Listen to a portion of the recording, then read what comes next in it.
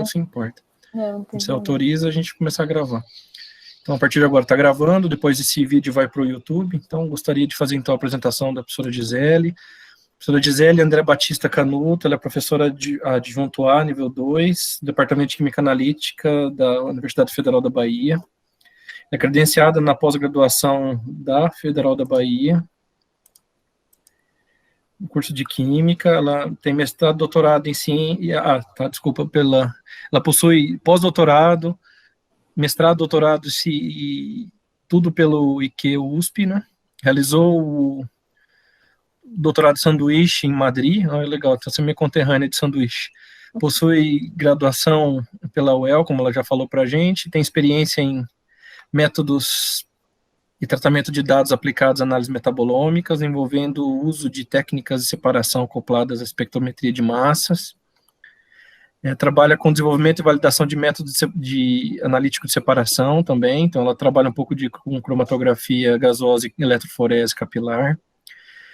Também tem esse pessoal, quando trabalha com isso, tem um ponto forte de tratamento e preparo de amostras, né, para poder fazer essa análise posterior. Ela trabalha com amostras biológicas e alimentícias, isso é algo também muito interessante, que dá para tirar muita coisa importante dentro do assunto que ela trabalha, dentro desses dois tipos de matrizes. Então, ela atua em alterações metabólicas em doenças negligenciadas, como leishmaniose, a doença de Chagas, Zika, e alguns tipos de câncer. Aqui ela cita no currículo dela, gástrico, mama e giloblastoma. Então, passo mais uma vez a palavra para você, vou deixar o meu no mudo aqui. Prazer enorme tê-la aqui conosco, eu só via pelas mídias, então fico feliz, é muito legal ver pessoa engajada na Bahia, fico bem feliz, que é um grupo muito forte de estudo de química. Quem puder assistir, desculpa estender um pouquinho, mas quem puder ver o site, tem muita gente boa no Instituto de Química da UFBA, eu tenho colegas lá, o Sérgio, e o pessoal também trabalha com outros tipos de técnicas analíticas, então é um prazer enorme, e passo a palavra para você, e qualquer coisa pode gritar que a gente está aqui te assistindo. Tá certo.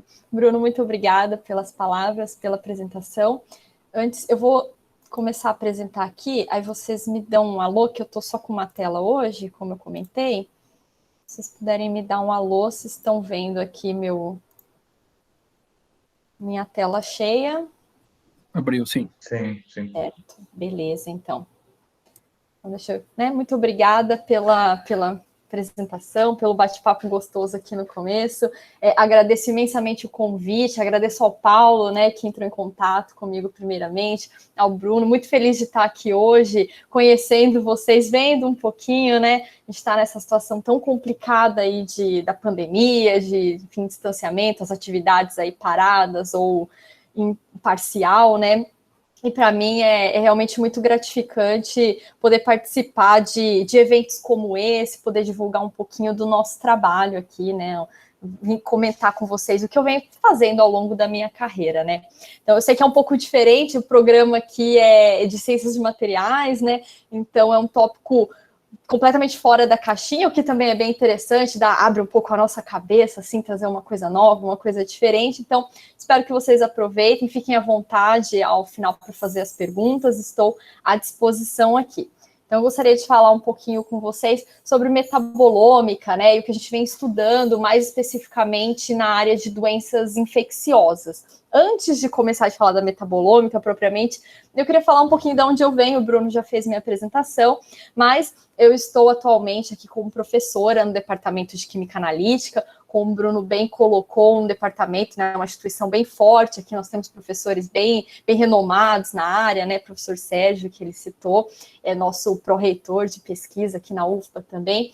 Então, essa é a nossa entradinha do Instituto de Química aqui na UFBA, Universidade Federal da Bahia.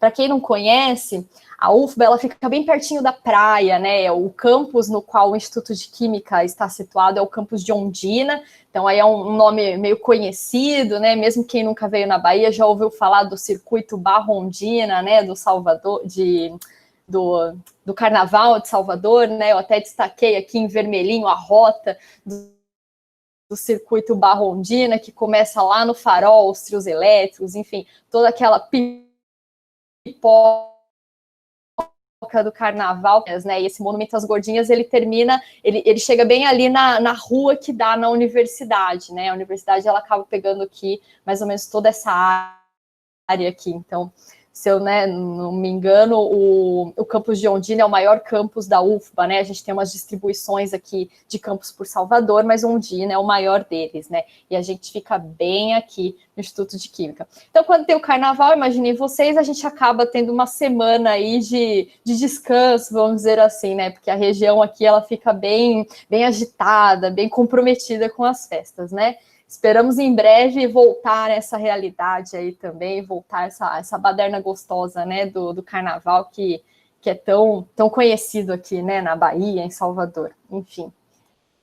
Só para também mostrar aqui, né, o Bruno estava falando, a gente tem praia, tem lugares maravilhosos aqui em Salvador, é uma cidade rica em história, em cultura, né, então quem nunca veio para Salvador, fica aqui o meu convite para, né, com a hora que a gente conseguir ficar mais calmo nessa situação, venha nos visitar, venha visitar aqui o Instituto de Química, ao departamento, ao nosso laboratório, estamos implementando um laboratório aqui agora do nosso grupo, então estão todos convidados a conhecer essa belíssima cidade, que tem um sol maravilhoso e praias lindas, lindas, tá bom? Fica o meu convite para todos. Nós vamos falar um pouquinho agora de ciência, né? Vamos falar de mais coisa boa aqui. Para entrar na metabolômica, né? Antes de entrar em metabolômica propriamente dita, eu quero falar um pouquinho de saúde humana, que é mais a área de atuação na qual o meu grupo de pesquisa, as minhas linhas de pesquisa, ela vem sendo consolidada ao longo desses últimos anos, né? Se a gente pensar em termos de saúde humana, o nosso corpo humano, a nossa saúde, ela vai depender de uma série de fatores, sejam fatores genéticos, né, predisposições, aquilo que já está, né, no nosso organismo, que vem de pai, de avós, enfim, da genética da família, né, mas também da interação da nossa genética com fatores ambientais, sejam estilos de vida saudáveis ou não tão saudáveis, ou ao ambiente no qual nós somos frequentemente expostos, né? E o modo como todas essas relações são refletidas no nosso organismo é um ponto-chave para a gente começar a compreender doenças, tentar prevenir doenças, né? E tentar tratar do nosso corpo da melhor forma possível, com maior cuidado, numa forma de desenvolver talvez uma medicina mais personalizada para um futuro aí, né?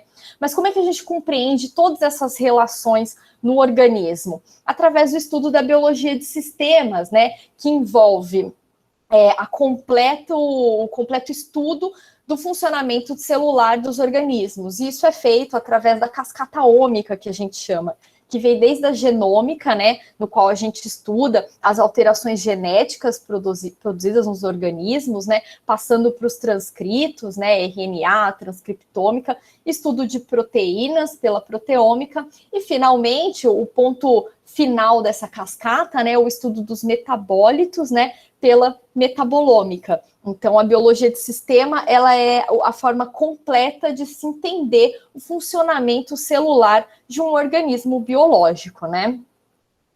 O nosso metabolismo, a gente tem que pensar nele como se ele fosse uma máquina. E nessa máquina, as engrenagens dela, as engrenagens metabólicas, né, melhor dizendo, elas acabam sendo entrelaçadas ali, as relações entre genes, proteínas e metabólitos, né? E a caracterização desses metabólitos, ou seja, uma dosagem, a determinação da alteração desses metabólitos em comparação entre grupos de organismos, ela vai refletir na resposta do fenótipo daquele organismo, né? Ela vai dar uma informação sobre o fenótipo. Só para destacar aqui, a gente considera como metabólito moléculas que possuem até 1.500 kilodaltons, tá? Então, são moléculas aí não tão grandes, né? Quando a gente começa a aumentar demais o tamanho das moléculas, a gente já começa a ultrapassar o limite de metabólitos, e aí talvez para lipídios, que seriam seria uma subclasse que a gente pode considerar de metabólitos. Temos aí também a lipidômica,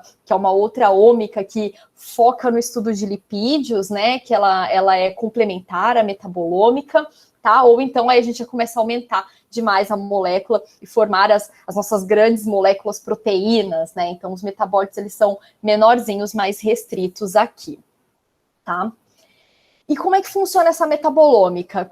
Na verdade, qual que é a definição, né, antes de pensar em como ela funciona? Porque a gente vê muitos trabalhos tratando de metabolômica, mas não necessariamente seria metabolômica. A palavra metabolômica, ela surgiu ali no final dos anos 90, começo dos anos 2000, e ela foi cunhada, né, pelo grupo de pesquisa do professor Oliver Finn, da UC Davis, na Califórnia.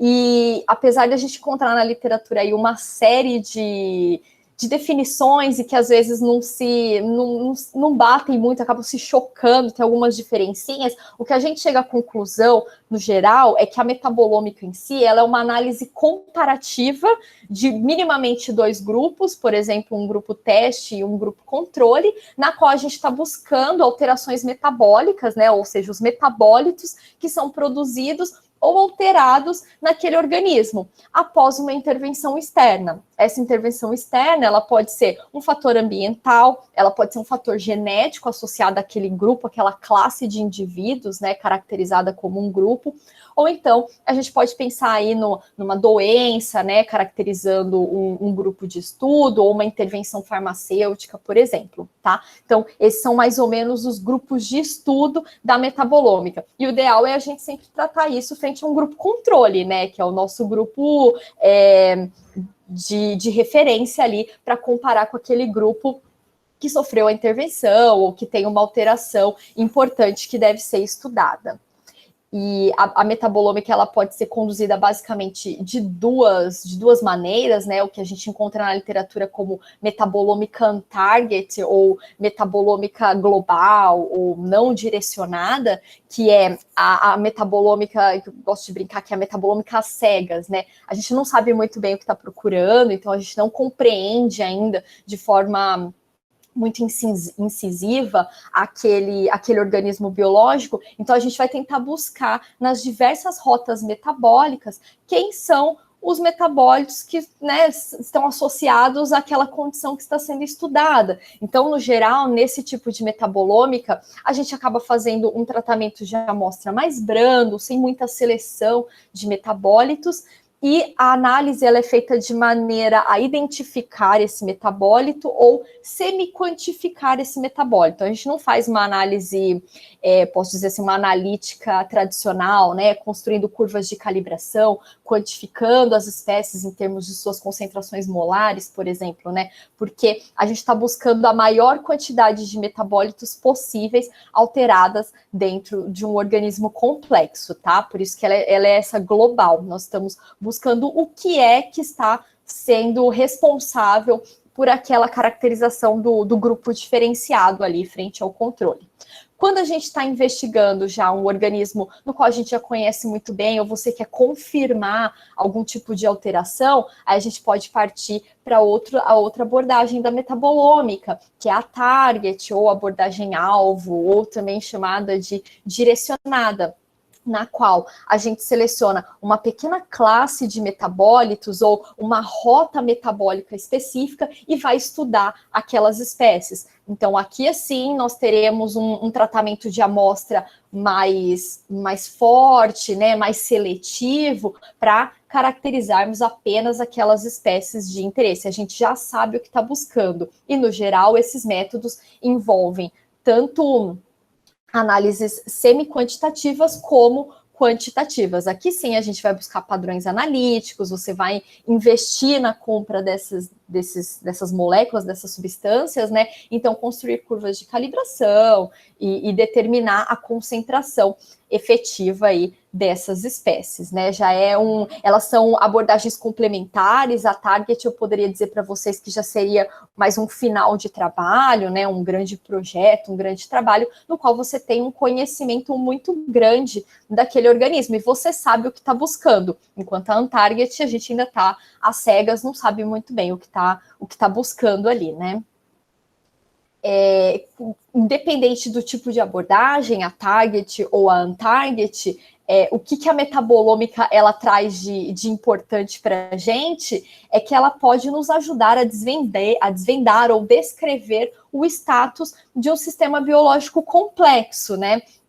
E ela acaba sendo, dessa forma, uma ciência, uma ferramenta muito poderosa na descoberta de biomarcadores, na determinação de diagnóstico ou prognóstico de doenças, além de outras conduções de estudos, né? A gente tem muito estudos focados em desenvolvimento de fármacos, né? A ideia da metabolômica é sempre buscar, né, a intenção é fornecer uma resposta da bioquímica daquele sistema complexo, né, a relação entre a bioquímica daquele sistema complexo, aquele metabolismo que está sendo estudado. Como fazer na prática a metabolômica? Basicamente, né, o que a gente chama do workflow, o fluxo de trabalho da metabolômica, envolve essas 7 etapas aqui, desde desenho experimental, preparo e análise das amostras, processamento de dados, estatística, até finalmente a identificação efetiva desses metabólitos, a correlação com rotas biológicas e, consequentemente, interpretação bioquímica, levantamento de hipóteses, né, para finalmente a gente validar aquele estudo ou até chegar numa aplicação clínica efetiva, né? Esse é o desejo de todo projeto, todo estudo metabolômico, a gente chegar numa aplicação clínica, poder chegar à população, né, à sociedade, aquela resposta que a gente estuda tanto no laboratório, né?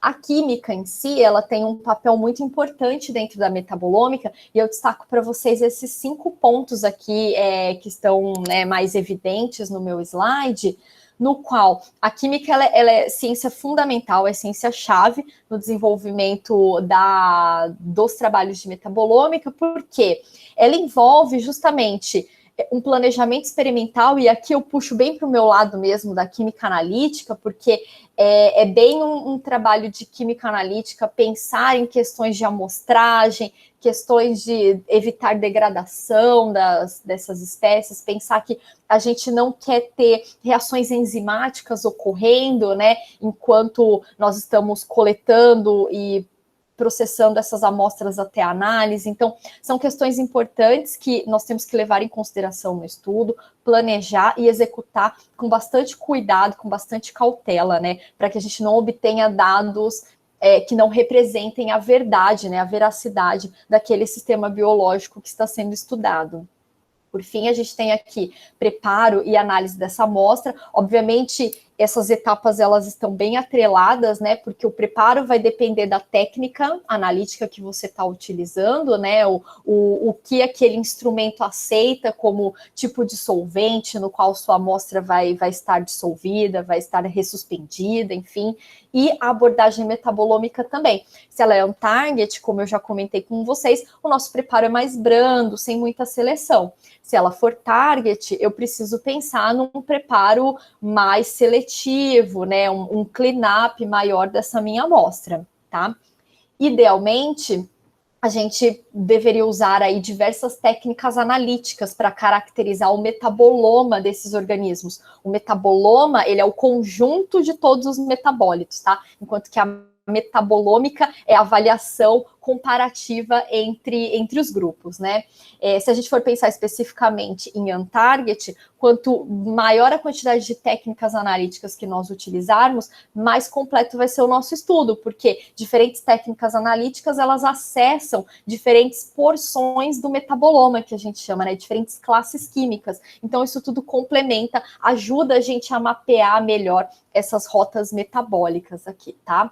Dentre as técnicas mais utilizadas, nós temos aí, pensando em termos bem detecção, assim, a ressonância magnética nuclear e a espectrometria de massas. A espectrometria de massas, geralmente, ela vem acoplada e fenada às técnicas de separação, como as cromatografias gasosa, cromatografia líquida e a eletroforese capilar também. Então, esse arcabouço que a gente tem de técnicas analíticas permite mesmo uma boa desvendar esse metaboloma, caracterizar melhor esse metaboloma, né?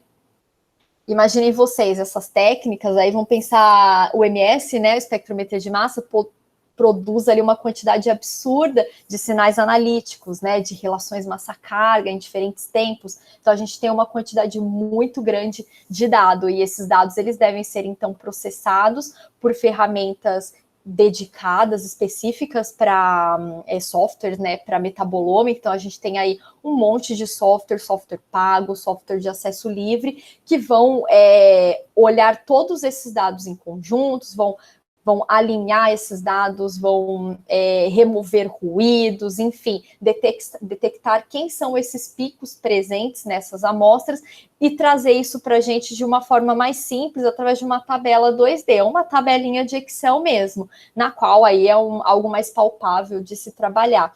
E então, daí a gente consegue partir para análise estatística, na qual nós trabalhamos tanto com métodos univariados como multivariados, para verificar quem são os responsáveis pela diferenciação entre esses grupos, né, em termos químicos, quem são as espécies que caracterizam, esse indivíduo pertence a um grupo teste e esse outro indivíduo pertence ao grupo controle, né?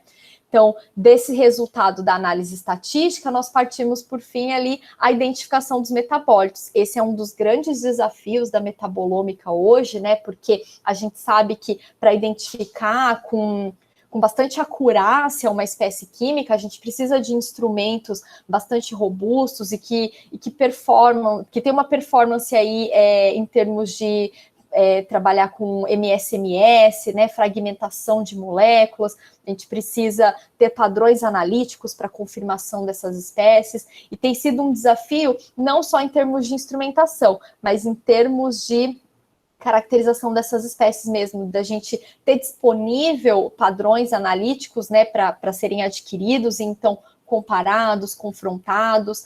Frequentemente a gente acaba optando por identificação em bases de dados online. Felizmente, a gente tem tido um crescimento muito grande aí nesses últimos 10, 15 anos em termos de informação em base de dados. Então, isso vem ajudando bastante no desenvolver dos trabalhos da metabolômica, né? Então, eu quis fazer aqui um overview, focando especialmente na parte química, né, que é a parte que me compete, né, geralmente nos trabalhos, para mostrar para vocês como é que se faz mais ou menos a metabolômica, assim, de forma bem simples, bem rápida mesmo, para eu não me passar muito no tempo aqui.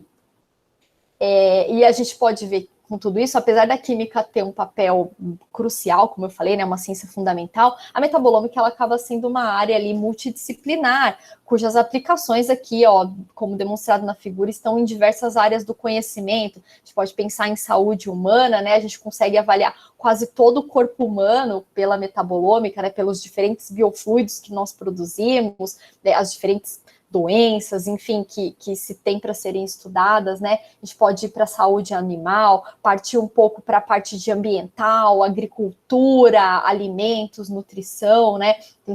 Tem crescido bastante nos últimos anos, e focando também em micro-organismos, estudos in vitro, né? Trabalhar com biologia molecular, e por que não chegar até toxicologia forense. A gente tem uns trabalhos bem interessantes também, grupos de pesquisa muito fortes em toxicologia, focando em metabolômica. Então vejam vocês que ela é uma área que não dá para se fazer sozinho, né? A gente precisa de profissionais capacitados de diversas áreas do conhecimento. Essa aqui, para mim, é uma das grandes coisas bonitas, né? Da parte bonita da metabolômica, né? A interação de diferentes profissionais para chegar numa resposta a algo assim, pensar em termos de saúde, levar o benefício à sociedade, né? É o que me atrai muito para a área, particularmente. Queria mostrar para vocês, então, agora que eu já falei como funciona, o que é que eu venho desenvolvendo na minha carreira, junto com as minhas importantes parcerias, e que eu estou trazendo aqui para a UFBA e tentando consolidar aqui junto com os meus estudantes no meu grupo de pesquisa, né? Basicamente, os estudos no qual eu venho atuando, eles estão concentrados no estudo de doenças negligenciadas e doenças emergentes, que eu vou tratar aqui para vocês com um pouquinho mais de detalhes hoje. Temos também uns estudos bem interessantes em câncer. A gente está começando agora a desenvolver trabalhos aliando nutrição e esporte para melhoria de rendimento de atletas, né, esportistas, bem legal também. Já trabalhei um pouco com o estudo de doenças renais e moléculas bioativas também. Esses estudos, no geral, eles acabam envolvendo, eu como química analítica, né, claro, sempre tentando melhorar, desenvolver mais métodos analíticos, sejam métodos de análise, pensando nas técnicas instrumentais, ou metodologias de preparo de amostra, tentando sempre manter a integridade da composição química daquela amostra, né, para a gente ter a maior veracidade possível do metaboloma daquele organismo refletido nos nossos resultados, né. E em termos biológicos, se a gente for pensar quais são os objetivos dos trabalhos, né? Por muito tempo eu venho estudando a parte de tratamento, pensando em doenças negligenciadas, né? No qual a gente avaliou ação e resistência de alguns fármacos em parasitas. Também buscamos novos candidatos para o tratamento, eu vou mostrar aqui para vocês, e estudos gerais de metabolismo, seja para diferenciação de doença, diagnóstico, prognóstico, né? Compreensão mesmo do metabolismo de uma doença ainda pouco compreendida. Então, essas são têm sido as minhas áreas de atuação aí nos últimos quase 10 anos, entregando um pouco aqui da idade também, né? Por que não? Quero começar aqui, então, falando para vocês um pouquinho dos trabalhos em doenças negligenciadas. As doenças negligenciadas, se a gente for pegar a definição da Organização Mundial de Saúde, elas são as doenças esquecidas do povo esquecido. Por que doenças esquecidas do povo esquecido? Elas são doenças que acometem geralmente a população de mais baixa renda, que vivem em países em desenvolvimento, que possuem condições sanitárias precárias, nutrição mais pobre, né? São pessoas cujo não há tanta preocupação governamental, muitas vezes, então que acabam sendo submetidas a situações sanitárias e de nutrição muito ruins mesmo, né? Além disso, nós temos também a questão da negligência em termos de investimento em pesquisa, né? Então, além de investir num controle e cuidado populacional, a gente tem uma negligência na pesquisa. São, às vezes, doenças em que não se injeta muito dinheiro para buscar uma cura ou uma melhoria, né? Uma redução naquela população. A gente tem aí, se olhar pela Organização Mundial de Saúde, são N doenças, né, consideradas negligenciadas, elas vão se alternando a depender da época, do ano, né, e da visibilidade, talvez que aquela doença apareceu ali, alguns surtos, né, então a gente tem algumas oscilações ao longo do ano de quais doenças são consideradas negligenciadas, tá?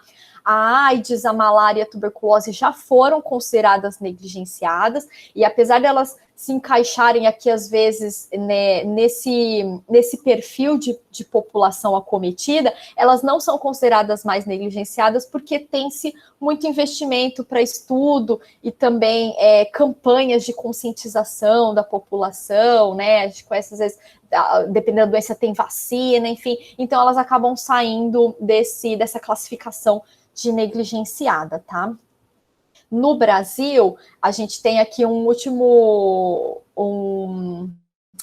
report que eu encontrei de 2017, um pouco mais atualizado, isso também pode estar um pouco alterado aí pelos últimos anos, são mais ou menos essas quase 20 alguma coisa doenças aqui consideradas negligenciadas no nosso país. Eu destaquei aqui em vermelhinho a doença de Chagas e a leishmaniose, como o professor Bruno já colocou aqui na minha apresentação, tem sido o foco de estudo dos meus trabalhos nesses últimos anos, né? E eu gostaria de falar para vocês um pouquinho mais da leishmaniose.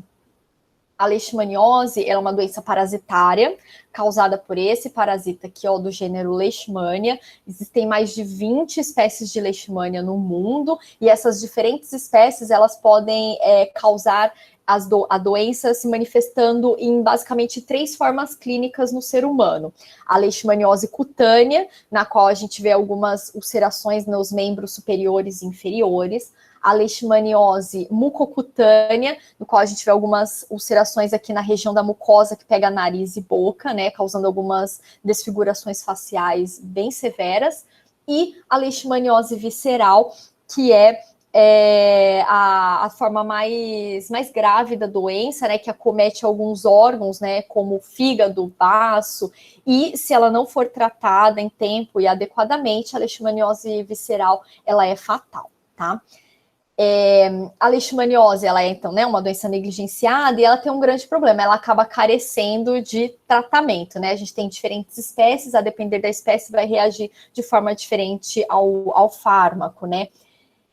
A leishmaniose, atualmente, ela afeta mais de 1 milhão de pessoas no mundo todo, contando essas 3 manifestações clínicas que eu comentei com vocês, tá? E aí resulta em mais de 30 mil mortes por ano. Então, é um caso bem sério, que às vezes é pouco relatado na mídia, né? A gente quase não ouve falar dessa doença. Não tem vacina, tá? Ela é uma doença que ela tem também um hospedeiro importante, tá dentro das nossas casas, que são os cães, né?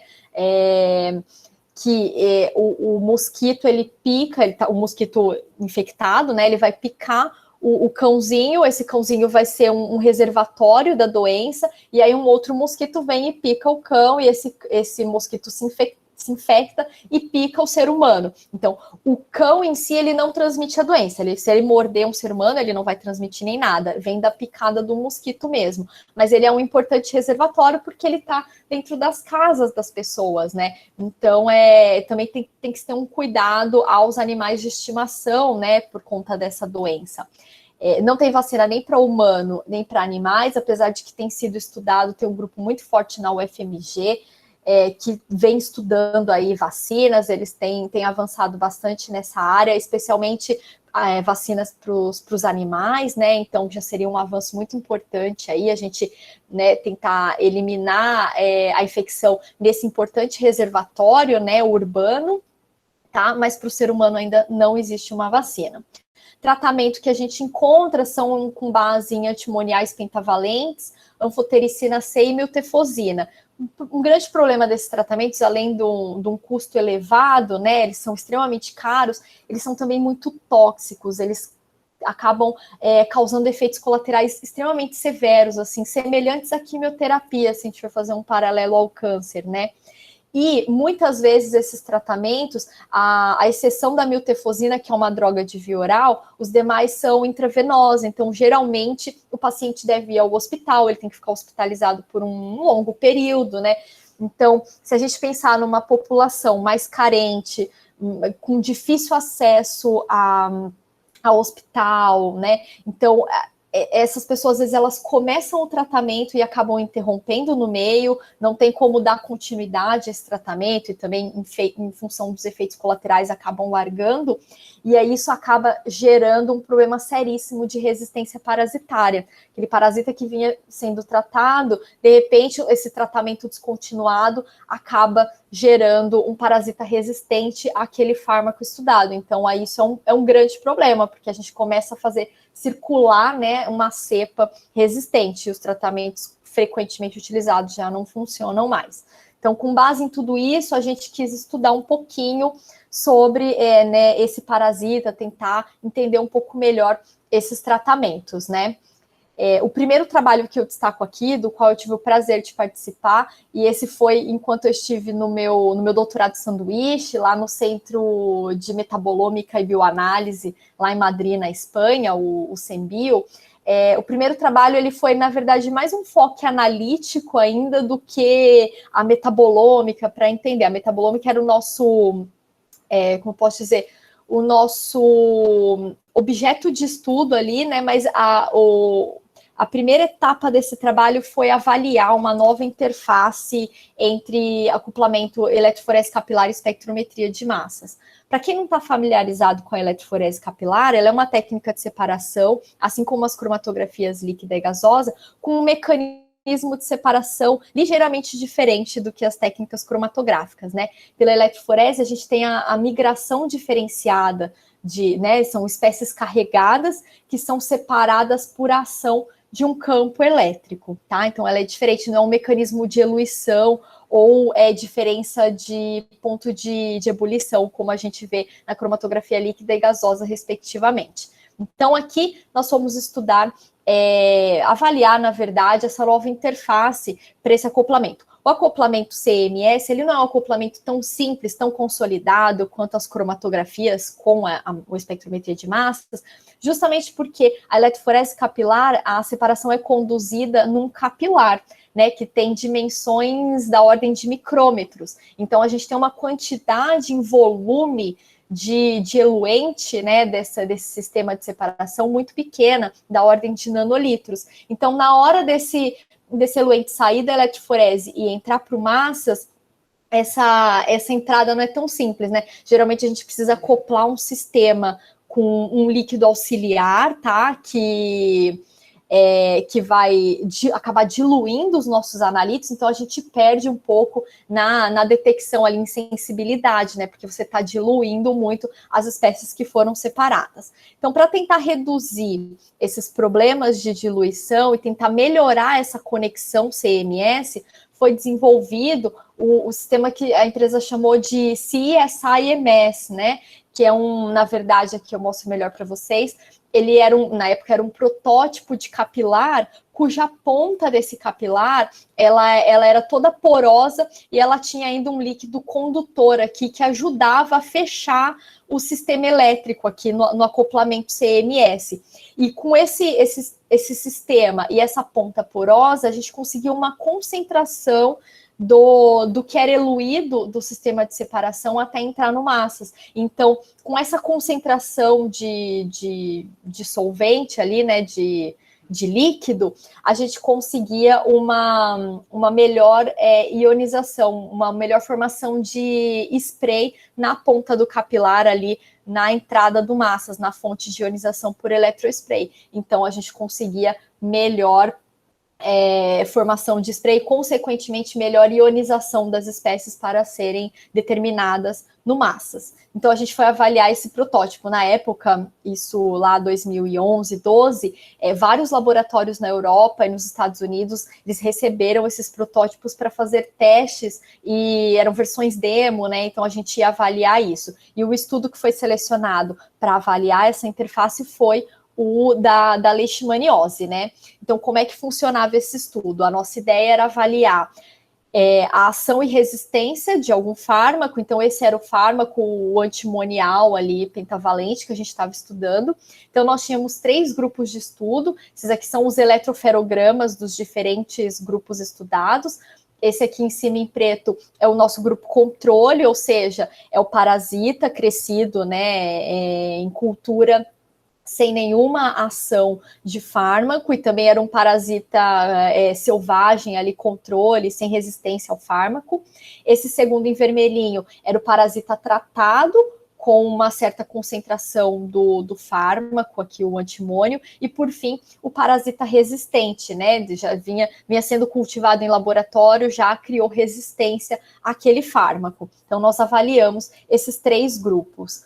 Basicamente, o que nós encontramos nesse estudo? Alterações importantes no metabolismo de poliaminas. Nós encontramos níveis reduzidos de arginina, citrulina e glutationa nos parasitas tratados, em comparação com o controle. Então, e o que isso chamou a atenção para a gente? Falou, poxa, se a gente pensar nessa rota aqui brevemente descrita para vocês, esses metabólitos, eles são muito importantes no metabolismo para chegar até tripanotiona.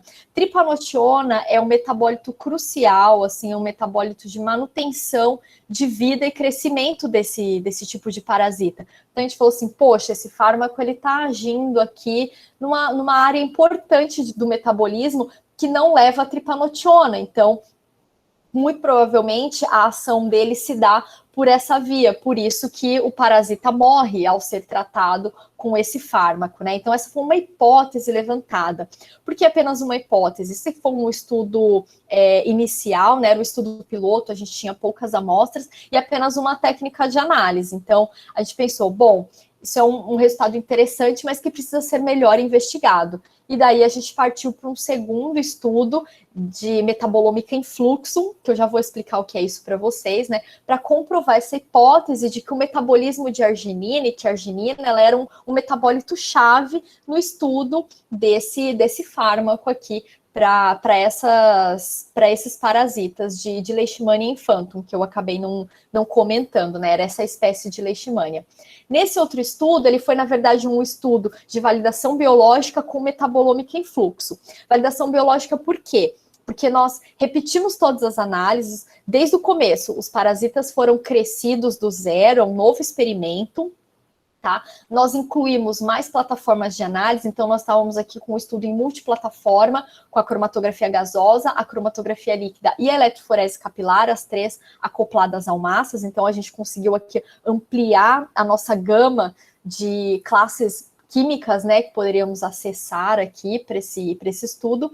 E, por fim, complementamos com a metabolômica em fluxo, fazendo análise por LC e CMS. O que é a metabolômica em fluxo? A metabolomica em fluxo, ela busca mapear metabólitos nas rotas através da incorporação de espécies marcadas isotopicamente. Então, como a nossa hipótese era, a arginina é um importante metabólito e a gente quer realmente ter certeza que a via dela pode chegar à tripanotiona, nós compramos padrão de arginina com os 6 carbonos dela marcados com carbono 13, e aí nós fizemos um segundo experimento, crescendo em cultura, um grupo com arginina marcada e o grupo sem arginina marcada, para poder comparar. E aí usamos as análises por LC e CE para poder encontrar esses metabólitos marcados aí com carbono 13. Só para mostrar para vocês, aqui o que às vezes a metabolômica ela pode ser um pouco frustrante para quem não está acostumado a trabalhar, né? Isso aqui é uma tabela para mostrar a quantidade de informação que a gente tinha nesse estudo. Então, nós temos aqui 3 técnicas de análise, né, como eu comentei, e as comparações entre grupo tratado e grupo controle, resistente e grupo controle, para cada uma das técnicas. Então, nós tínhamos aqui no final 6 comparações, né?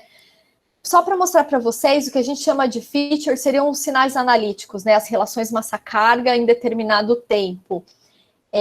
Antes de começar qualquer tratamento, só por um alinhamento simples dos dados obtidos das técnicas de separação com massas, a gente tinha aqui, para cromatografia líquida, cerca de 7.000 sinais para serem estudados. Aí você olha e fala, nossa, são 7.000 metabólitos? Não necessariamente, a gente pode ter ali alguns artefatos, ruídos, enfim, tá? Na eletroforese a gente tem cerca de 1.000, e para cromatografia gasosa o número reduz bastante, porque aqui a gente não trabalha com feature, a gente vai trabalhar com metabólito identificado, tá? O mecanismo é um pouco diferente de tratamento de dados para o GC. Então a gente chega ali próximo a uma centena, para esse sistema. Depois de fazer um tratamento estatístico bastante severo, né, com análises multivariadas e univariada, a gente reduz ali na cromatografia líquida dos 7.000 para 200 e pouco, não chega a 300, né, para cada um dos grupos aqui. A eletroforese, do 1.000 a gente cai para algumas dezenas, quase centenas. E a cromatografia gasosa a gente vai ali de, né, vamos pôr 90 para uns 20 alguma coisa. No fim de tudo, esses que são estatisticamente significativos são os nossos alvos de busca em bases de dados para identificar. E olha só o que a gente chega no final, daqueles metabólitos efetivamente identificados, ali na casa de poucas dezenas, né? Então vejam vocês que acaba às vezes sendo um pouco frustrante a metabolômica, que a gente começa com milhares de sinais, mas termina com dezenas de resultados efetivos, né? Mas é o que sai de confiável, é isso aqui que a gente confia no resultado final. É só para mostrar para vocês, tá? Mostra aqui também bem rapidamente a separação dos nossos grupos aqui, em preto os grupos resistentes, vermelho tratados e azul os controles, para mostrar que os grupos eles têm mesmo, numa análise multivariada, em modelos não supervisionados de análise componente principal, eles têm uma excelente separação. E aqui esses em cinza, os QC, são os nossos quality control, que são mistura de volumes iguais de todas as amostras consideradas no estudo, eles são utilizados como amostras para a gente avaliar o desempenho instrumental. Então, QCs juntos ao centro dos, né, bem clusterizados aqui, bem agrupados ao centro desses plots, eles indicam que as técnicas instrumentais, elas funcionaram muito bem. Então, daí a gente poderia partir para as próximas etapas, né, da metabolômica e sim, o tratamento de dados, tá? Só para contextualizar também. O que a gente obteve de resultado aqui, bem rapidamente? Nós conseguimos mapear todos esses metabólitos, além da arginina, obviamente, né, marcado pelo fluxo. Então, a gente conseguiu comprovar a nossa hipótese de que a arginina ela era uma importante via mesmo para chegar na tripanotiona, e que essas espécies elas estavam ali reduzidas quando o parasita foi tratado com o fármaco, né?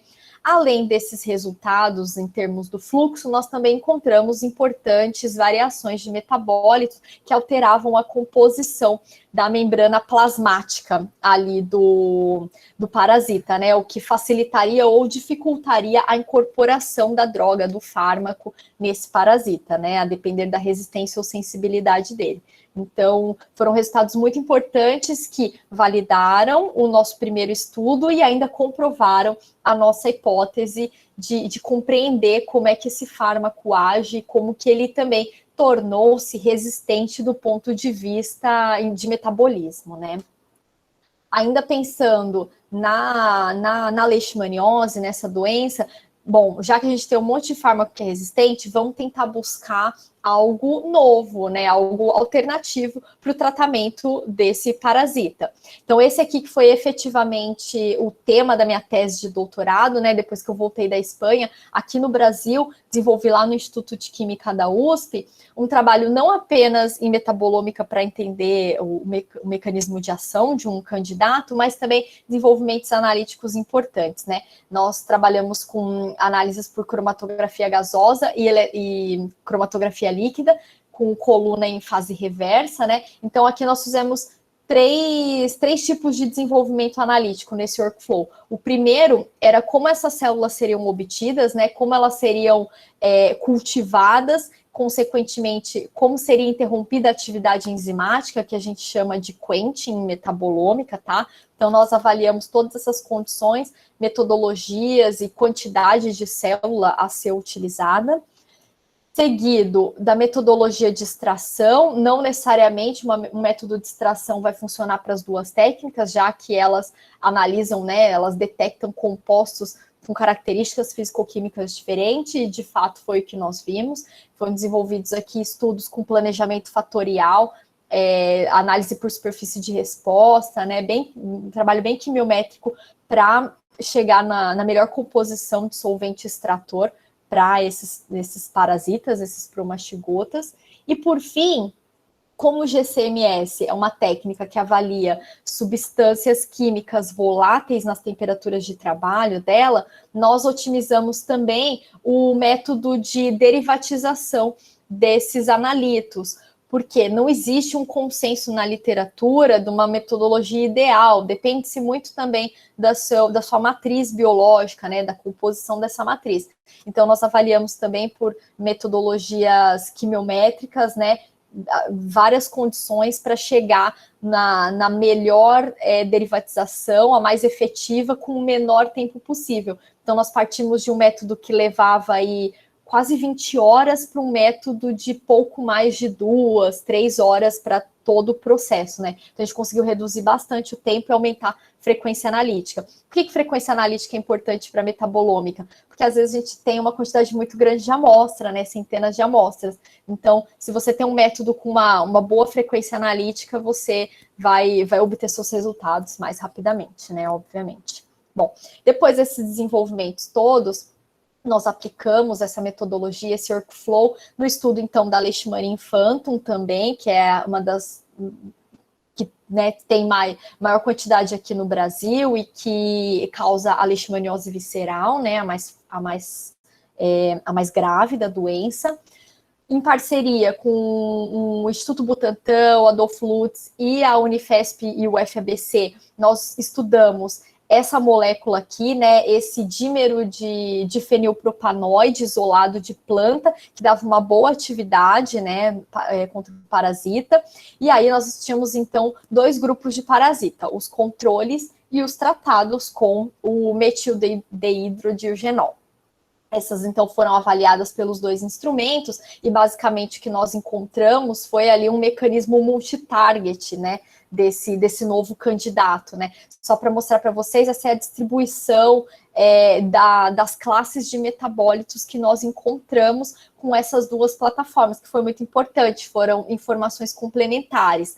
Dentre os nossos achados importantes aqui com relação ao tratamento, nós verificamos importantes metabólitos também que afetavam a composição de membrana plasmática, especialmente algumas alterações em alguns esteroides ali derivados de colesterol, sabe? A gente vê aqui muitos ácidos graxos, derivados de lipídios aqui que nós encontramos. Isso tudo também vem em função da técnica analítica que nós estávamos trabalhando, né? A cromatografia líquida com coluna C18, né? Modo de eluição em fase reversa, que significa que o maior acesso a classes químicas ali serão substâncias mais apolares, né? Isso tudo também influencia o nosso resultado. Qual a técnica que você está usando, ela vai conduzir também a uma certa classe, a rotas específicas aí de metabólitos. Por isso que é importante usar mais de uma, tá?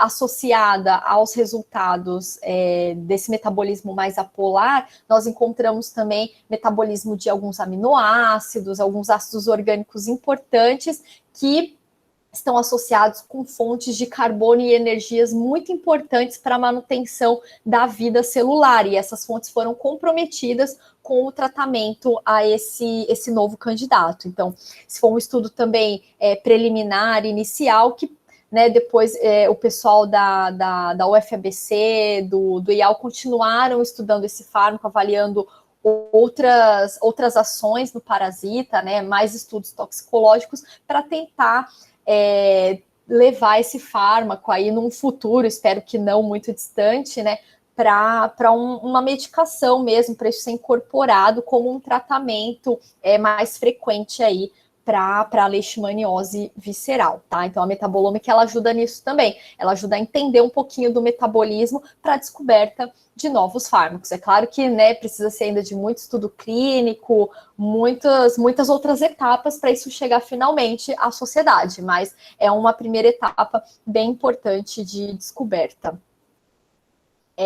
Rapidamente aqui eu gostaria já encerrando, eu sei que eu estou passando um pouquinho do meu tempo, o Paulo falou para eu ficar à vontade, mas eu não vou ficar tão à vontade assim, só para mostrar para vocês o que é que a gente vem desenvolvendo aqui, essa é a bagagem que eu trouxe aqui para a UFBA, e o que é que eu venho desenvolvendo desde então, aqui desde 2017, na qual eu venho implementando o meu grupo de pesquisa em bioanalítica e metabolômica clínica. Hoje o nosso grupo conta com 3 alunos de iniciação científica, uma estudante de mestrado e 2 doutorandos. E os nossos projetos aí têm importantes parcerias, né, que eu já vim trazendo do Instituto de Química da USP, da Faculdade de Medicina da USP, e novas parcerias que foram incorporados aqui ao grupo da Fiocruz, tanto aqui de Salvador, que, né, Fiocruz é nacionalmente tão conhecida, tão importante no nosso país, né, a gente tem parcerias importantíssimas aqui com Salvador e o Rio de Janeiro.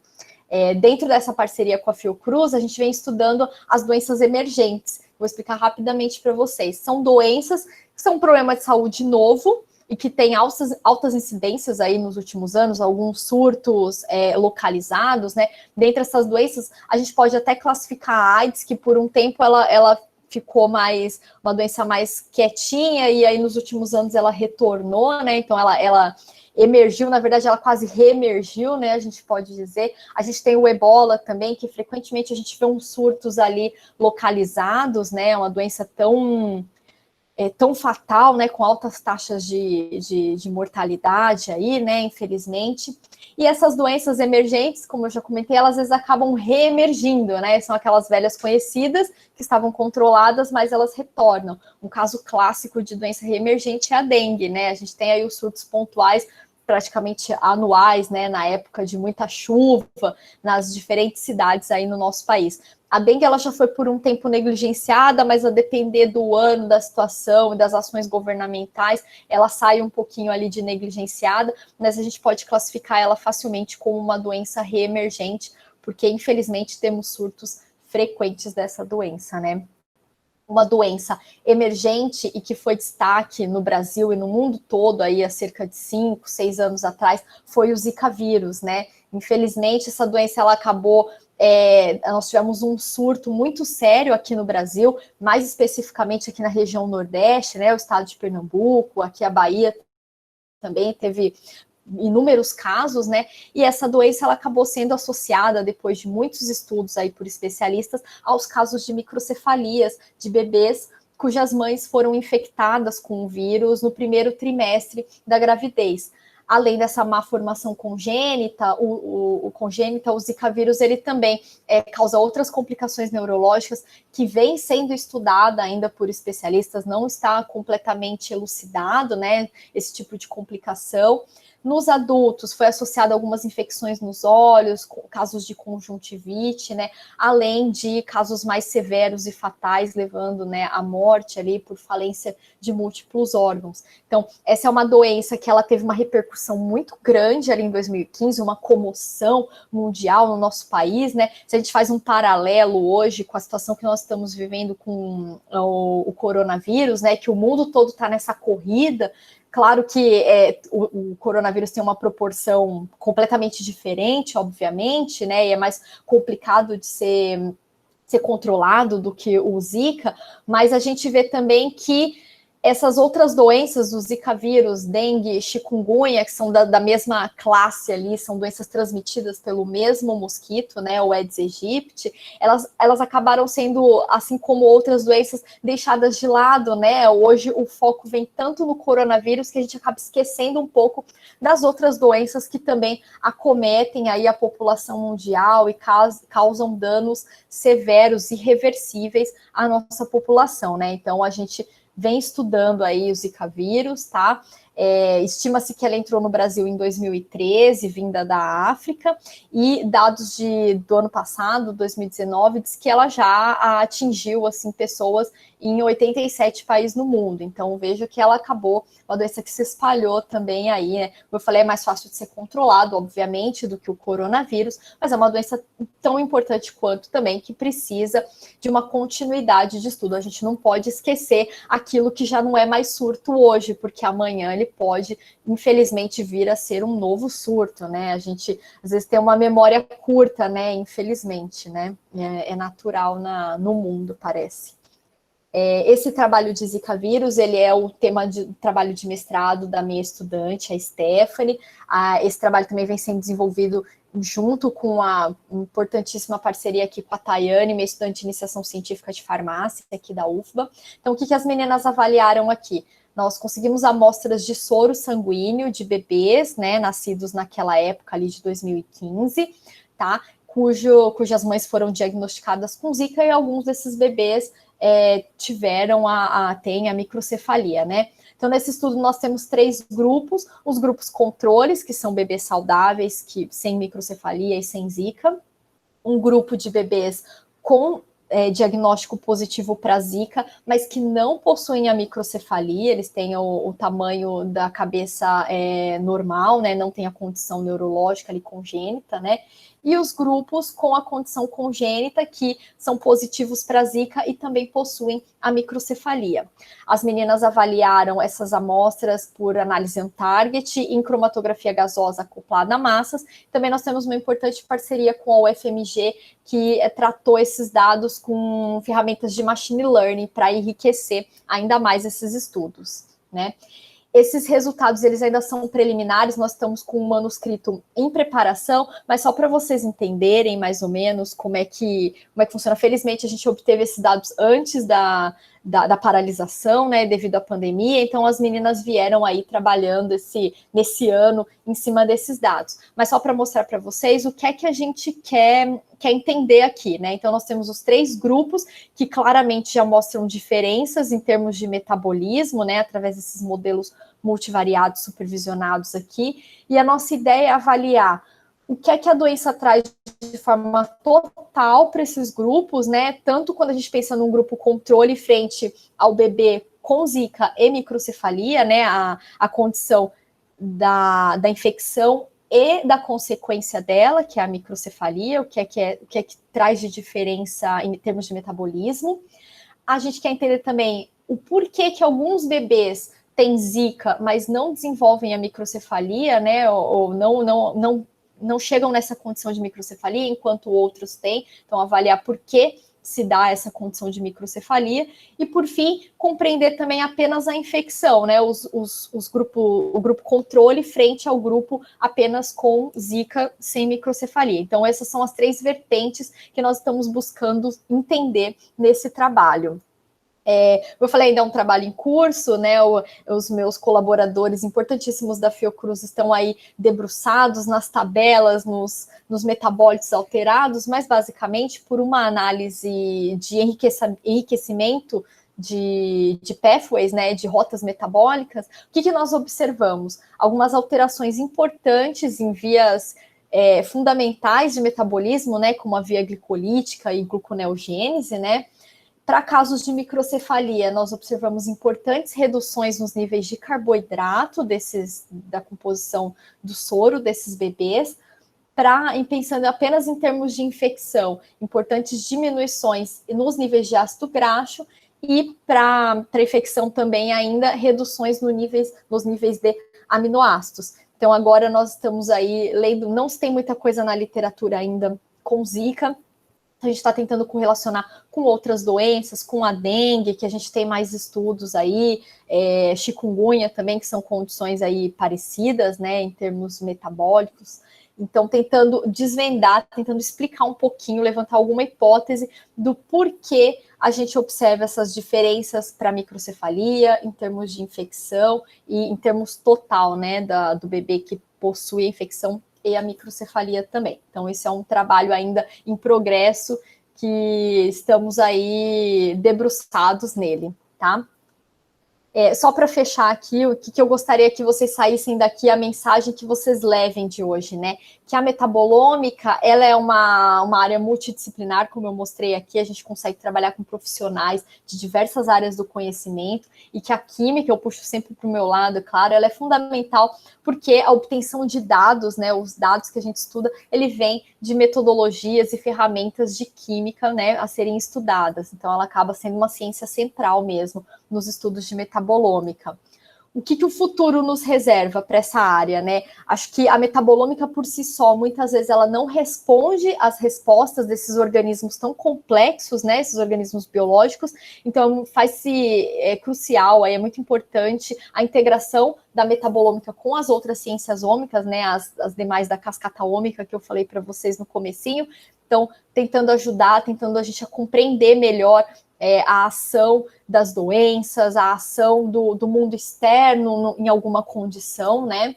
A gente tem aí o desenvolvimento acelerado de inteligência artificial, a gente tem aí metodologias de machine learning, né, que a gente vem incrementando os nossos trabalhos também, e outras ferramentas para tratamento de dados que tem melhorado significativamente os trabalhos de metabolômica, tem aumentado a confiança no resultado final obtido, né? E esse definitivamente é o futuro mesmo. A gente tem muito desenvolvimento analítico, mas eu vejo que o maior desenvolvimento para os próximos anos aí é em termos de tratamento de dados, software, né? Integração desses metadados também, né? Que a gente chama dados tão complexos.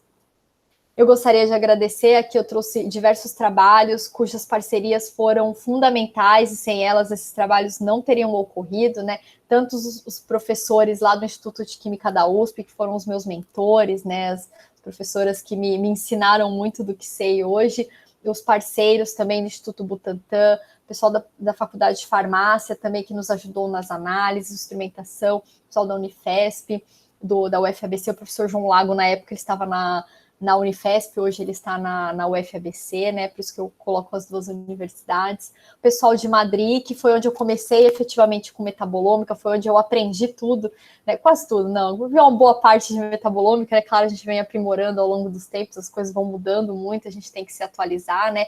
Mas foi onde eu dei os meus primeiros passos, que foram pessoas cruciais ali para minha formação. As agências de fomento, obviamente, que nos ajudaram aí com as bolsas, a manutenção dos projetos, dos laboratórios, né, sempre.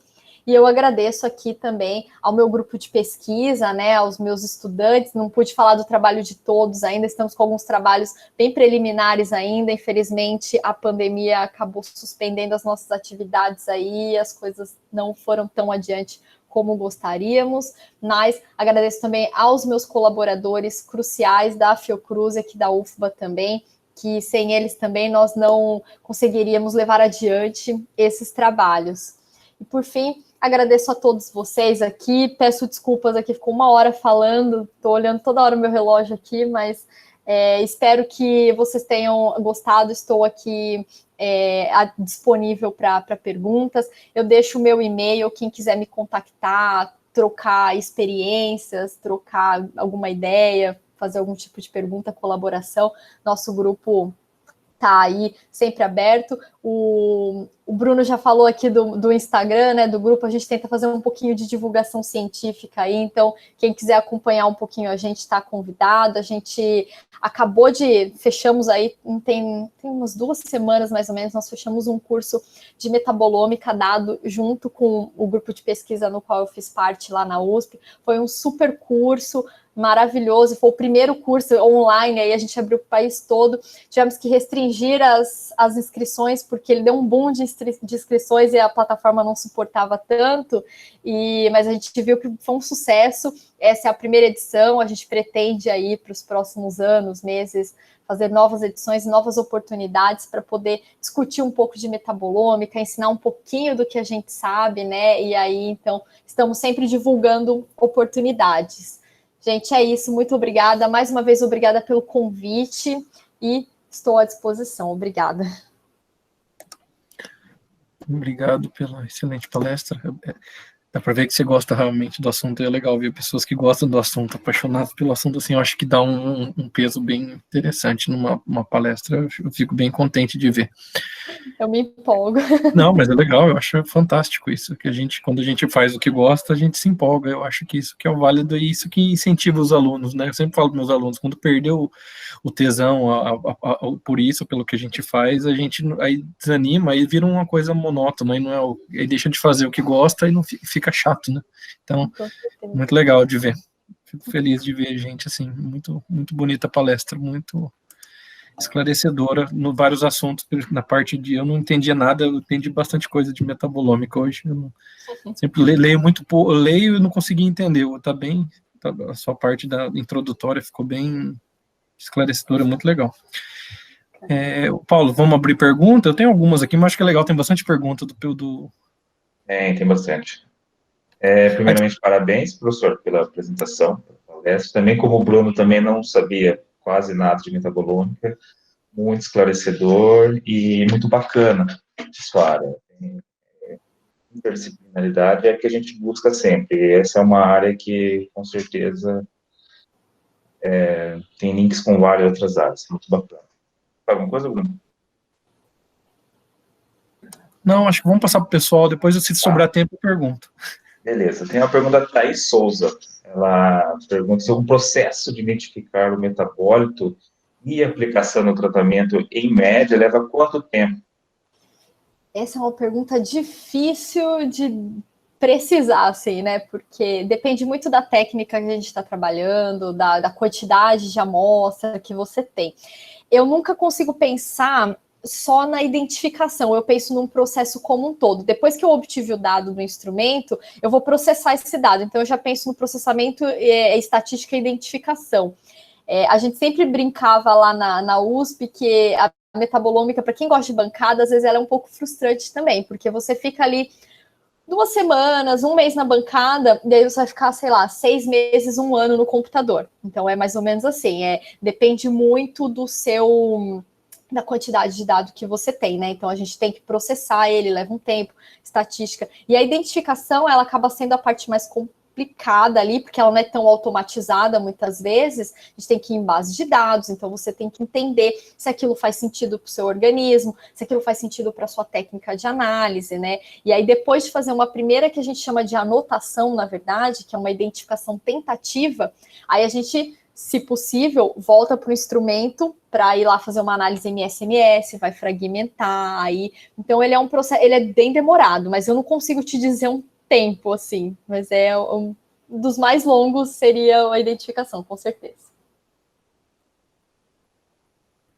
Tem uma outra pergunta da Jéssica Almeida. Ela parabeniza pela apresentação e gostaria de saber se doenças que apresentam variações geram maiores dificuldades em serem estudadas pela metabolômica. Variações, Jéssica, eu não sei que Mutação. tipo de variação. Não sei se seria uma mutação, uma variação biológica, ou, sei lá, variação de sintomas entre as pessoas, por exemplo, né, reações diferentes. Pode ser. Se a gente for pensar nesse sentido, variação entre indivíduos é um pouco mais complicada, porque se a gente tem muita variabilidade entre uma população estudada, o seu resultado, isso é refletido no resultado, né? Você não tem aquela certeza ali, porque tem uma grande variabilidade dentre os indivíduos. O que a gente tenta fazer muitas vezes é estabelecer alguns critérios de exclusão e inclusão, obviamente, no estudo. Isso tudo vem lá no planejamento experimental. Então, você tenta buscar um grupo mais homogêneo possível. Então, por exemplo, vamos pôr um câncer, eu vou estudar um câncer, e aí tem um dos pacientes, ele tem diabetes, o outro é hipertenso, então são outras condições que afetam o metabolismo que podem influenciar na minha resposta. Então, eu tento já fazer um critério de exclusão ali para esses indivíduos não fazerem parte do meu grupo para estudar aquele câncer. Eu tento afunilar, restringir para diminuir ao máximo essa variabilidade. Mutações genéticas, se a gente for pensar, isso já é um pouco mais complicado, porque você precisa saber que existe aquela mutação, né? Mas se houver uma mutação genética, certamente isso vai refletir também no seu metabolismo final. Mas aí, se isso for possível de ser identificado e você conseguir separar também, seria interessante. Se for nesse sentido, qualquer coisa você comenta aí, a gente fala mais. Tem a pergunta do Giovanni Daniele, que ele faz uma excelente apresentação, parabeniza, e também que nunca tinha ouvido falar de metabolômica. E seria mais uma curiosidade dele, como funciona o estudo de doenças genéticas?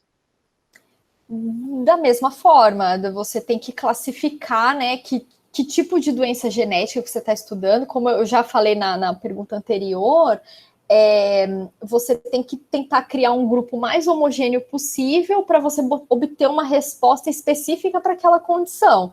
Então, assim, você pode avaliar um grupo com uma alteração genética ali, uma doença, né, de alteração genética, e um outro grupo controle. E aí você avalia aquilo. A sua intervenção, que a gente chama, é a própria genética inerente daqueles sujeitos. Então, é da mesma forma.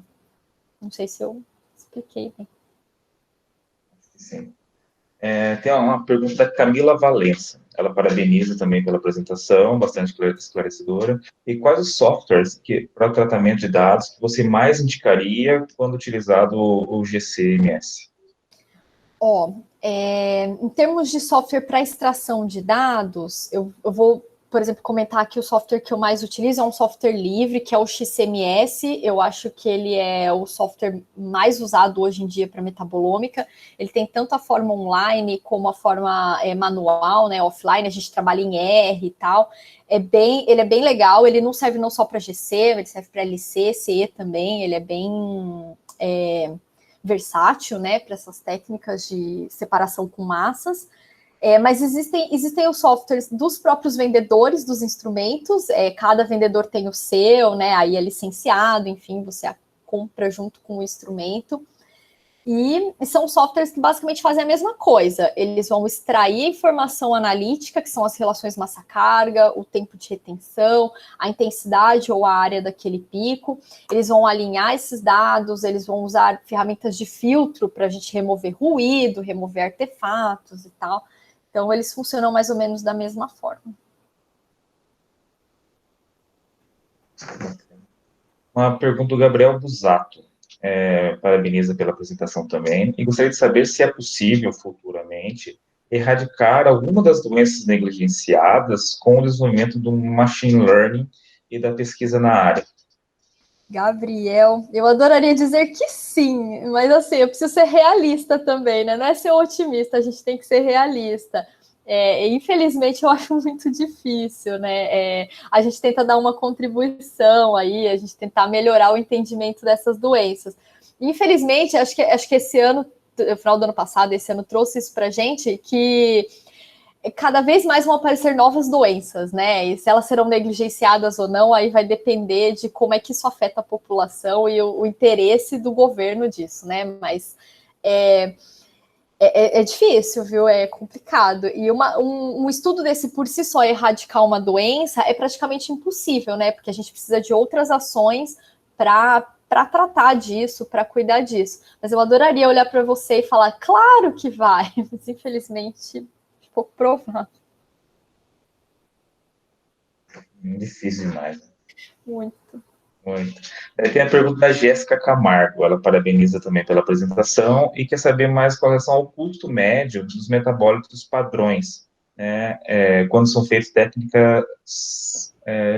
técnica de metabolômica target. Jéssica, essa é uma pergunta também que depende muito do composto. Você vai comprar um aminoácido, às vezes ele é baratinho. Agora você vai comprar um derivado de um lipídio aí, que é muito difícil de sintetizar. Às vezes a gente nem encontra no mercado. Então, nossa, varia muito. Você pode pagar ali alguns dezenas de reais ou alguns milhares de reais. Depende da empresa, se ela é nacional, se ela é de fora. Enfim, o dólar tá tão bom o preço agora para a gente comprar, né, as coisas, né, Bruno? Não sei nem o que faço agora, né? Então, depende muito, tá? Depende da facilidade de se sintetizar, especialmente, esse metabólito. Muito claro. Dentro dessa mesma pesquisa, pergunta da Jéssica, professor, eu tenho uma dúvida com relação do ponto de vista quantitativo, né? Se tem como fazer essa análise por outra técnica que não seja massa. O nível de concentração encontrado, geralmente, dos metabólitos. Tem. A gente pode, o RMN, por exemplo, né, que eu comentei, dá para tentar fazer uma quantificação por aí.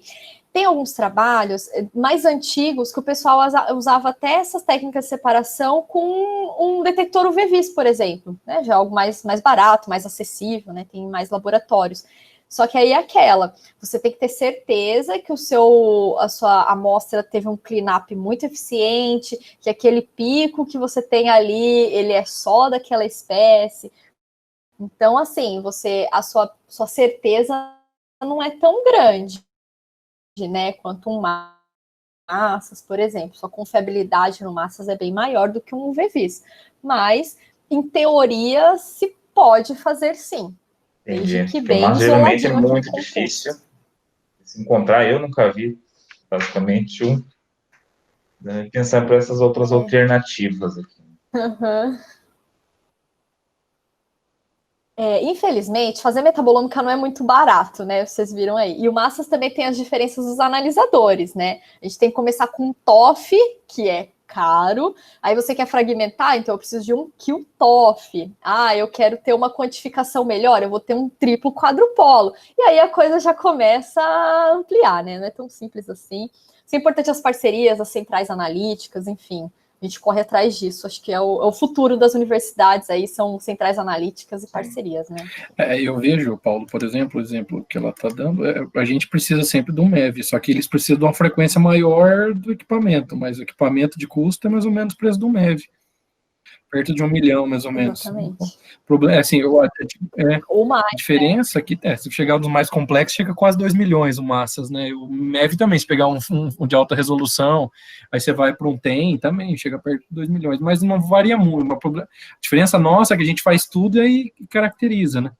Eles têm que fazer todas aquelas etapas que a gente faria, por exemplo, com uma bancada, com o VVIS, com o potenciostato, eles têm que fazer no massas também. É isso que é o aumento de carga de trabalho, mas ter o equipamento caro, eu vejo mais ou menos nessa linha também, né? Como se tivesse um MEV, um TEM, que tem que ter, assim, sem isso a gente não consegue explicar nossos trabalhos, né? Mas uma coisa interessante, que eu tenho um amigo meu que ele era o técnico do ICB lá da USP, não sei se você conheceu, o Fernando. Ele trabalhou com massas, ele largou, ele estava empregado bem lá na USP de técnico, ele foi convidado para trabalhar em Oxford, ele está lá com metabolômica. Ele já conseguiu, mas não é na universidade, numa empresa que saiu de pessoas que se formaram dentro da Universidade de Oxford. E ele tá bem, ele já subiu de cargo, todo mundo falou, você é maluco, porque ele estava concursado na USP, e ele cuidava com metabolômica, todas as partes de tratamento de dados e cuidar do massas, né? Com a formação dele com a professora Késia, lá em São Carlos. Ah, sim, a Kézia. E aí ele tá lá, já faz uns 2, 3 anos que tá lá e tá super bem. Então é uma área de crescimento. Grandes empresas estão buscando pessoas com essa formação, para o pessoal que está assistindo aí. E ele não volta mais para o Brasil. Ele tem mestrado, doutorado e é um exemplo de pessoa que foi para a indústria, né? Não foi. Ele ficou na academia, desencanou. Às vezes é um pouco frustrante, né? Às vezes não é exatamente aquela expectativa, né, da pessoa, não corresponde às expectativas, né, academia. Ele gostou, ele tá, nossa, super feliz. Subiu de cargo, é empresa pequena, porque as empresas não são muito grandes, começa dentro de startup, né? Sim. E aí ele foi. Eu posso até um dia fazer uma apresentação com ele aqui, seria muito legal para mostrar o lado oposto, né? Com certeza, me avisa, eu vou ficar de olho lá. Eu tive ideia agora, eu podia colocá-lo para mostrar. Ele é o lado totalmente oposto do que a gente pensa. Com certeza. Legal, pode continuar, Paulo, eu consegui lembrar porque mostra para as pessoas que estão vendo aí. Não tem aplicação? Tem muita aplicação, não é só academia. Tem. Não, o pessoal agora está querendo desenvolver, ainda é um passo pequeno ainda, vai levar um tempo, claro, mas começar a desenvolver diagnóstico mesmo, usando metabolômica, sabe? Você fazer quase como um exame clínico. É claro que ainda precisa de muito avanço aí, muito dado na literatura, mas para um futuro, isso pode, por que não, né? A gente pensar essas dosagens que a gente faz de qualquer exame de sangue, elas partiram de estudos, assim, bem... essa ciência básica, né, que a gente faz na universidade, enfim, tem que começar, né?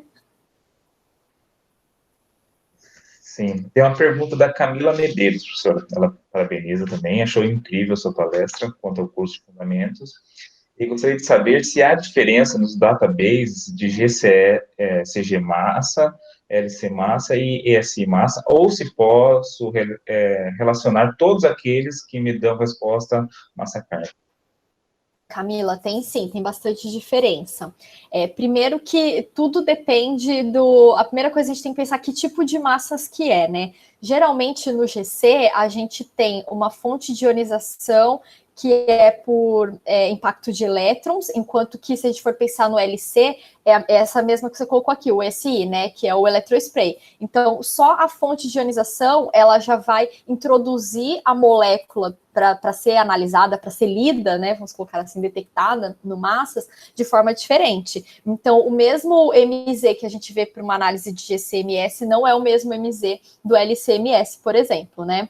LCMS e pensar numa infusão direta, né, por eletrospray MS, aí sim poderia se pensar numa correlação, porque é o mesmo tipo de introdução dessa amostra no sistema, né, com a diferença que no LC a gente tem a vantagem de ter o tempo de retenção daquela espécie, então facilita, né, ele separa previamente, o massas ele é um separador também, né, que ele diferencia por relação massa-carga, mas se a gente acopla uma técnica de separação, a gente tem a separação em termos de propriedade físico-química daquela espécie na coluna cromatográfica, e aí depois a detecção no massas. Numa infusão direta, a gente tem uma mistura de sinais ali, então você vai ter que tratar esse dado de uma forma diferente, né? Eu digo em software, né? Processar de maneira que a gente chama de convoluir melhor, né? Separar essas respostas, esses espectros para poder identificar. Mas a gente tem database só de GC, só de LC, MS, enfim. Então é diferente sim. Tá. Uma pergunta da Juliette Herrera. Também parabenizo a apresentação, excelente apresentação. E gostaria de saber que preparo de amostra recomendaria para análise on-target de amostras de sangue de pacientes com esquistossomose. Beleza, então, Juliette, assim, então é sangue, aí primeiro que você vai ter que ver se você vai trabalhar com plasma ou com soro, né, então eu imagino que isso já venha separado para você, que é feito na coleta ali, né, os tubinhos de coleta de sangue, mas independente de plasma e de soro, se vai trabalhar com on-target, geralmente nesse tipo de amostra, a gente só faz uma precipitação de proteínas, então é misturar essa amostra com um solvente orgânico, geralmente precipitação de proteínas a gente vai usar um isopropanol, ou um metanol, uma acetonitrila, por exemplo. Então, você faz essa mistura ali, precipita as proteínas, separa esse sobrenadante do precipitado, e aí você avalia tem que ver que técnica que você vai trabalhar. Se você for trabalhar com CMS, por exemplo, você não pode colocar uma quantidade cavalar de solvente orgânico no sistema, senão vai cair sua corrente, não vai fechar o sistema elétrico, né? Então, você tem que secar essa amostra e ressuspender ela numa solução quase que 100% aquosa. Se você vai trabalhar com LC, uma coluna em C18, você pode optar por precipitar essa proteína com metanol, então vai ser um solvente que é compatível com a técnica, né, ali o sistema que você está trabalhando, você pode injetar diretamente na cromatografia, por exemplo. Você vai trabalhar com GC, você precisa secar essa amostra também e aí então derivatizar. Então aí são etapas que dependem da técnica, mas basicamente o preparo seria precipitação de proteínas para Untarget. Uma pergunta do Leandro Peixoto, professora. A análise metabolômica é facilitada de acordo com a natureza da amostra? Soro ou saliva, por exemplo, considerando um hospedeiro infectado?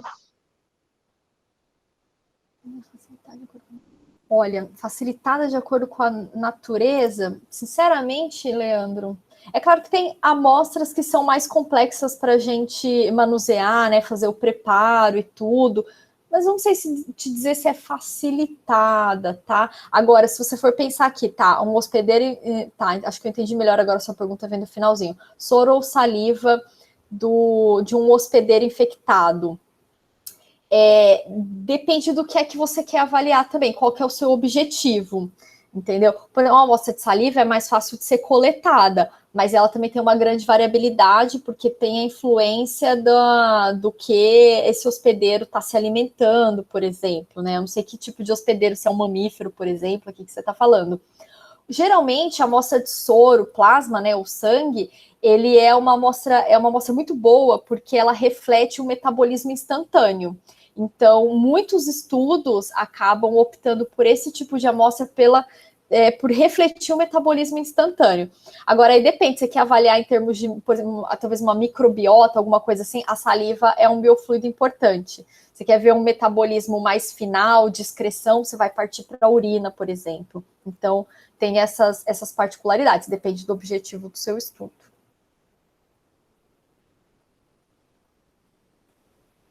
Entendi. Não sei se o Bruno tem alguma dúvida, alguma pergunta. Eu tenho mais uma, mas eu tenho de interferentes. Como é que é o trabalho? Porque você está trabalhando com concentração baixíssima, você mostrou os números lá de dezenas. Eu trabalho com faixa baixa de concentração, eu já fico com um problema nisso. Como é que é resolver? Como é que é o problema de interferente? Como resolver o problema de interferente trabalhando com amostra complexa e com concentração muito, muito baixa? Esse é um problema aqui também. Às vezes a gente perde informação, infelizmente. Se o metabólito está numa concentração muito baixa, se a sua técnica não é sensível o suficiente para você conseguir enxergar aquilo, você vai perder informação, infelizmente. Interferente, aí como eu falei, se está fazendo one target, a gente não faz muito cleanup na amostra, então tá tudo ali dentro. Então a gente tenta usar as metodologias lá, os softwares de processamento de dado, para ir eliminando isso. Geralmente a estatística ela já tira bastante coisa. Você viu que eu mostrei aqui, ele quis mostrar a frustração, né, do número disso. Começa com 7.000 e termina com 20 identificados. O interferente saiu tudo ali, entendeu? Então ele já ajuda bastante. Joia, Paula, que eu tinha essas duas dúvidas, que era do mostrar. Então, pessoal que falou, eu sempre falo, isso aí quem quiser trabalhar futuramente é a química orgânica analítica do futuro, a metabolômica, eu marquei, que todo mundo fala, as palestras sempre fala isso, você vai nos congressos de analítica, o pessoal está falando isso, eu acho que vai acabar entrando nisso mesmo, né, você consegue ter todo um dado, como se fosse uma digital, né, digital do sistema, né? Eu tenho uma dúvida, professora, que numa parte da palestra, você mostrou um ciclo reacional, um ciclo biológico, com relação à determinação de problemáticas desse ciclo. Eu gostaria de saber se a análise metabolômica consegue identificar o ponto exato daquele ciclo que está com problema, ou se o ciclo problemático, você consegue analisar o ciclo problemático no organismo, ou o ponto exato, tipo, por exemplo, a glicose, a síntese da glicose, a conversão da glicose está com problema aqui, uma coisa desse tipo.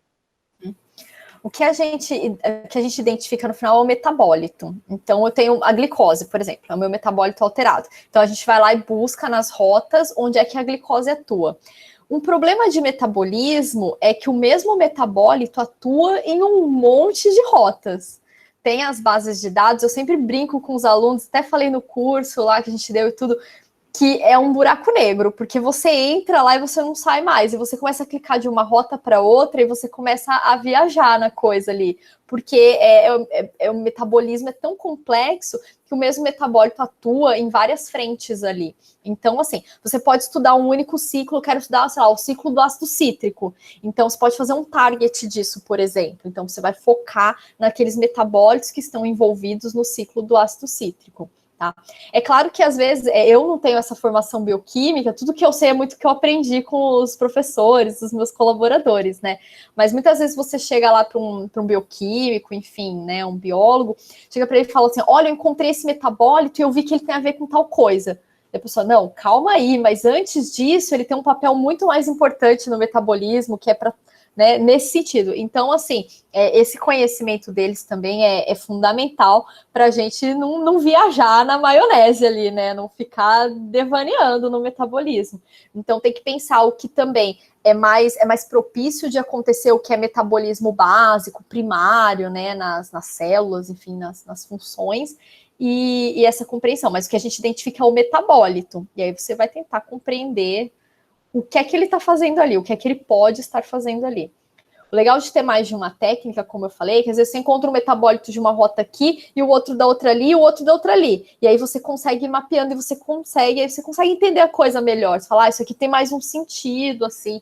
Essa análise que eu mostrei em fluxo também, ela é muito legal, é muito importante para a gente mapear mesmo para onde está indo. Então, ajuda bastante, mas é complexo. Sim, imagina tantas reações envolvidas e saber aonde, em que ponto, ainda mais em que ponto do ciclo, né? Isso. Por isso que a gente levanta muitas hipóteses, a gente acaba não inferindo, né? Falando, não, é assim e ponto, não é uma verdade absoluta. São hipóteses, claro, que muitas vezes precisam de outros estudos para confirmar, né? Mas já é um indicativo. Eu vejo que quando é assim, por exemplo, uma doença, você tem que bater igual a gente tenta fazer na área de biosensores, a gente tenta bater para fazer uma análise mais fina futuramente, não agora que a gente está no desenvolvimento de estudo que está virando patente, um dia talvez vire, mas ter mais de um biomarcador. Então, para analisar uma doença, você tem que ter vários metabólitos para você ter confirmando, porque senão você tem um metabólito, por exemplo, a gente fala dopamina. Dopamina pode ser biomarcador para uma centena de doenças. Então, o metabólito, você vai ter que ter uma rede de metabólitos para confirmar. Tem a relação do Zika, então você tem que ter 4, 5, 6 metabólitos vindo de zonas diferentes de produção do corpo para falar, isso aqui provavelmente deve ser, mas eu vendo o que você está falando, deve ser mais ou menos nisso, né? Tem que fazer uma busca, né? Com certeza. Não tem mais como falar, eu quero encontrar o biomarcador da doença. Biomarcador, para mim, que não devia nem ser singular, são biomarcadores, porque não tem impossível. O metabolismo é tão complexo e, sei lá, todo organismo tem um ciclo de Krebs, entendeu? Todo vai ter gluconeogênese, glicólise. Então, é complicado, né? Isso não tira importância de você descobrir uma rota e como imobilizar, como detectar, porque é ciência básica. E depois alguém vai ter um leque que vai conseguir juntar isso lá na frente para. Senão a pessoa de fora lê da academia e fala, nossa, então ele está fazendo um só, então não quero, eu quero fazer um, demora 10 anos. Você ter certeza isso para o mercado, então é a mesma coisa, eu acho que são áreas diferentes, mas veio também, acho que biomarcador metabólico tem que ser metabólitos, biomarcadores, né? Acho que é legal essa discussão. Exatamente. As pessoas têm que entender que tem que ter uma rede para você fechar e realmente tem. Um só você não consegue falar, é aquela doença, é a predisposição, ou mesmo uma rota e as moléculas muitas vezes são parecidas, né? Tem a mesma massa, mas. Números, é uma confusão. Mas é igual quando você vai pensar num diagnóstico, você pega um exame seu de sangue que deu uma alteraçãozinha, a gente já fica desesperado, né? Já pensa que você morri amanhã, acabou para mim, né? Aí você vai no médico e fala, não, mas você tem que olhar o conjunto, isso aqui é só uma pequena alteração, ali esse outro tá ok, então isso não configura o que você tá imaginando, enfim, o que você procurou no Google, né, geralmente. Assim. É legal isso. Mais alguma pergunta, pessoal? Alguém aqui tem alguma curiosidade? que está assistindo a gente. Chegou no pico 50 e alguma coisa, aí vai caindo normal, mas tá ótimo. Muita gente. Muito bacana.